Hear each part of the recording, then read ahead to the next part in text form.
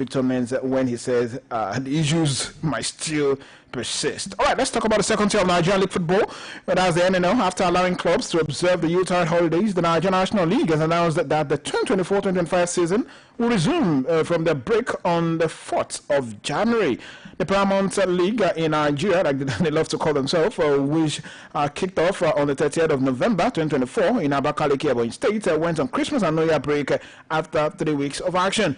At the comments of Umaya led the pack in Conference A with 7 points. Of course, we'll wait and keep our fingers crossed ahead of the resumption. Let's talk about the Chan Eagles. Made us proud. Ogumorede has described the Super Eagles B team's qualification for the Chan after 6 years as a Utah and New Year gift to Nigerians. No longer news that our boys did exactly what they got the memo. They did exactly what was expected of them against the Ghanaians. I mean, I was so happy. I mean, it looked as if it was more than 3-1. What I loved most about what we got was actually the fact that, these guys went ahead and they knew what they were supposed to do. Yeah. They knew the job at hand in Uyo. And of course, they showed the Ghanaians who is boss. And, it was Saturday. Uwambe Jollof. Come on, it's the Jollof Derby. Now we get down. So we showed them that. Even on a Saturday. Yes, now, Uwambe Jollof. We showed them. The Ghanaians, they had to scrape for the bottom pot. I tell you. It's too sweet. It's too sweet past me, Casino Chopper. Honestly. So it was actually good. Looking at the connection from all the players in there, looking at how they showed that they are not second-class citizens right there, and of course, looking at how they combined Papa Daniel, Rabiu Ali right there. Look at the leadership across board. Look at players willing to make runs. Everybody willing to sacrifice for each other.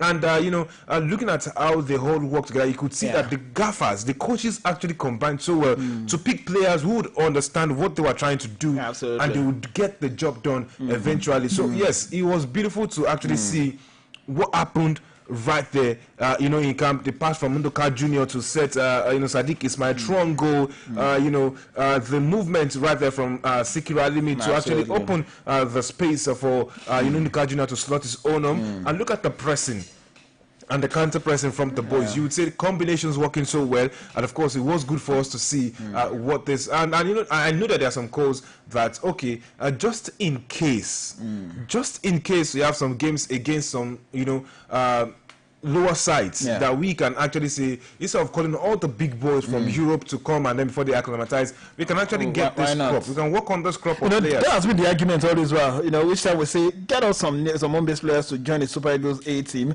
The guys go let them qualify for Chan first. So now they've done that.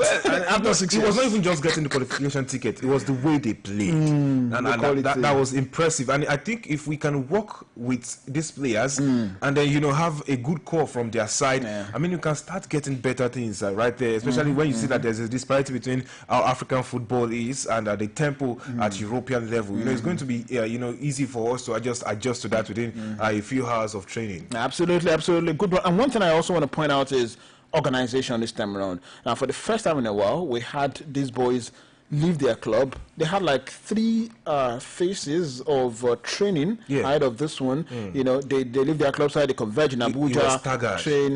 Staggered training, and that's one thing we've missed in the last 6 years. They were able to players, and there was consistency to certain level. After this week, go to your club, play, then come back. They kept doing it, and the boys were understanding what it was all about because they were working with a coach that they're used to, especially in the local league. So kudos to the NFL for putting that together, honestly, because it's been long we saw anything of such. Before, it was always 3 days before the qualifiers, throw them in, and you're sending to perform magic. But this time around, they were deliberate. No fire brigade approach. Well, we still have the World Football Federation following incidents during the match between Libya and Benin. A fine of $50,000 has been imposed, accompanied by a sanction of 2 games behind closed doors. This decision aims to combat inappropriate behavior in competitions under the auspices of CAF. Well, following the Nigerian situation, they did the same against Benin. I think they're only calling unnecessary attention to themselves. It's not. I think at this point, CAF should do something. Why am I saying this? No. It's one thing when you're a first-time offender. Yes. It's another thing when you're a repeat offender, and it's another thing when even when you have not been, caught red-handed, people have made these things known about you, saying you keep doing these things. And then you make investigations and you find out that, yes, actually, they always like to do stuff like this. So how do you actually keep saying, let's punish them with fines and stadium bans? Obviously, if we are going to see another occurrence, they should be outrightly banned from playing maybe for a number of years or something. No, it's the truth. Because at some point, it is other national teams suffering. What they should not be. Football is a game that is supposed to unite people across borders. So why are you putting such moves time and time again? So if you are going to keep doing that, then you might as well just sit out until you learn the lessons, or maybe sit out forever if you are not interested in the aims and objectives of us playing international football. It's about us actually exchanging ideas, cultural moves and all of that. So if we are not going to get that from you, sit out. Well, I'm sure Pep Guardiola had a good sleep yesterday as his team, of course, returned to winning ways. Finally, yes, it was a good victory for them. Long time coming, 2-0. They won yesterday against Leicester City away from home at the King Power Stadium. Pep Guardiola is saying we need help. Our defensive midfield position needs to be rejigged. We are far from the title. He's talking and he knows what he's saying, but most importantly, he's relieved. He's relieved, man. But then, is it a relief? It's Leicester City. It's just Leicester. It's just. But then, the funny thing is, Mr. Stay on boy. He actually scored. He scored. Scoring his first goal, of the season, and then Alan scoring. Maybe good times are coming back for them, but they have to actually build on this and get something done in the next game. That's just the truth, because you can't just say, people are going to say it's just Leicester City, like I have just said. But then it is up to you to prove to them that it is not just Leicester City. We are back. It is that we are coming back with full force. So we wait to see what happens as the festive period games continue. Well, to another team enjoying what's happening at City is Liverpool, who are now 8 points clear at the top of the Premier League table thanks to a 5-0 win over West Ham United on Sunday. Liverpool are winning well. They are winning well. It's the consistency, the steadiness for me, and I think I like the fact that Slot has slotted in seamlessly at the helms of affairs at Liverpool. There's a togetherness. It looks so easy, right? Yeah, and looking at I thought they were going to have some issues with some of the players, but then one thing that is impressive, even if they are going to have some issues later on, they have garnered plenty points already, and you don't expect them to actually be where they are at this point of the season. Well, I thought they're not even supposed to be among the top 4. Honestly, given what we had seen of them, people harped about Cody Gakpo, Darwin Nunez, what's going to happen, Salah's contract, Trent Alexander-Arnold, we have Virgil van Dijk contract. They threw that away, man. And look at how they have managed their affairs, unlike some certain clubs. Okay. Quick one. Result from the Premier League yesterday. Leicester City lost to City. Manchester City 2-0. Crystal Palace were 2-1 better than Southampton. Nottingham Forest defeated Everton at the Goodison Park. 2-0 it ended. Fulham and Bournemouth play a 2-2 draw. Wolverhampton Wanderers forced Tottenham to a 2-2 draw. And of course, Liverpool 5-0 over West Ham United. Today, games will be played in the Premier League. Aston Villa will take on Brighton and Hove Albion. Ipswich will host Chelsea.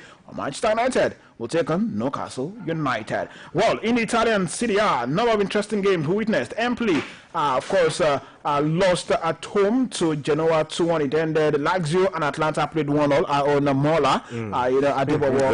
With the man of the match performance right there. Victor, we have to leave. Definitely. Oh, did the Bashiru's go? Yeah. Oh yeah. I mean, that lad is doing something great for himself, and of course, we just hope that he brings that to the Super Eagles. Although he's done well for Super Eagles a couple of games. Let me give you a bit of breaking news now. We might just be seeing Monday Odigie, former Benin Nationals gaffer, who left in charge of Aqua United. Absolutely, that's it. Hot and fresh from Oluyole 98.5. We'll be back tomorrow on of course Sport Tidbit. Till then, have a wonderful day and stay safe.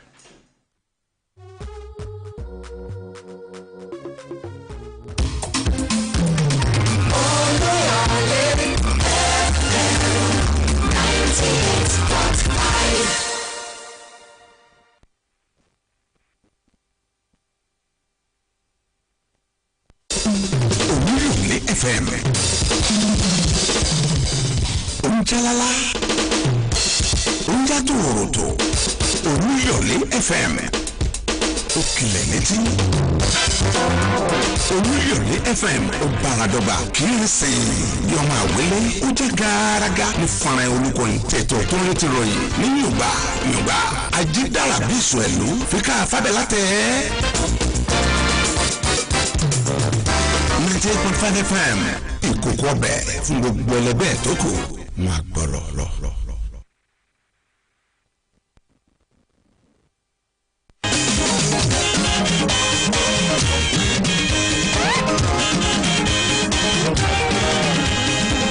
Ojúmọ́ bá ti mọ́ ọ̀yẹ́ máa ń la oòrùn ọ̀yẹ́ tó la lómi o ọ̀yẹ́ ire ni ẹ̀kú ojúmọ́ lọ́dẹ̀dẹ̀ yìí o ojúmọ́ aláyọ̀ èmi o ìròyìn lẹ́kùnrẹ́rẹ́ màlá tó ti gbé dé ẹlẹ́tí ọ̀fẹ́ ìròyìn tó gbajúgbajà ìròyìn kárí ayé màlẹ́lẹ́yìn